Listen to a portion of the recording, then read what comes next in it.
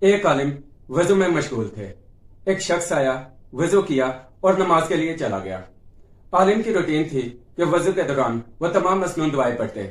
جب عالم وضو سے فارغ ہوئے تو اندر جانے لگے، دیکھا کہ وہ شخص نماز پڑھ کے باہر کو آ رہا ہے۔ عالم نے اسے روک لیا، پوچھا کیا کر رہا تھا؟ وہ شخص نے کہا کچھ نہیں۔ عالم نے کہا کچھ نہیں کر رہے تھے؟ تو اس شخص نے کہا حضور کچھ نہیں کر رہا تھا۔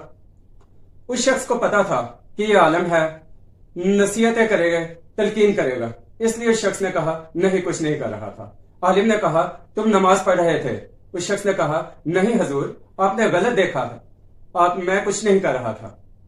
اس عالم نے کہا تو پھر کیا کر رہے تھے؟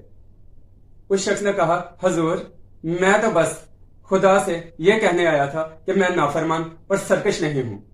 کہتے ہیں کہ ان الفاظ کا عالم پہ اتنا گہرا اثر ہوا کہ ایک عرصے تک کوئی شخص ان سے یہ پوچھتا کہ حضور کیسے ہیں آپ، کیا حال ہے، کوئی خیریت پوچھتا تو عالم یہی جواب دیتے کہ نافرمان اور سرکش نہیں ہوں۔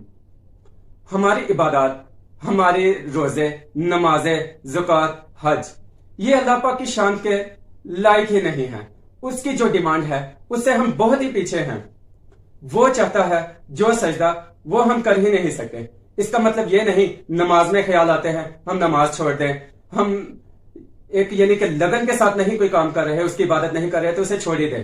ہاں بس نافرمان اور سرکش نہیں ہے۔ اس کا حکم تھا کہ نماز پڑھو، ہم نے نماز پڑھی۔ اس کا حکم تھا روزہ رکھو، ہم ویسا روزہ تو نہیں رکھ سکتے کہ بہت پرہیزگاریاں ہوں، لیکن ٹھیک ہے اس کا حکم ہے، ہم نافرمانی نہیں کرتے۔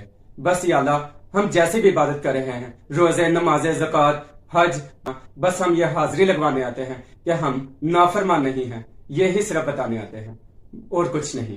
لہٰذا لوگوں پہ تنقید کرنا چھوڑ دیں اور اپنی بس عبادت کو جاری رکھیں۔ نافرمان اور سرکش نہیں ہیں اور کچھ نہیں۔ شکریہ۔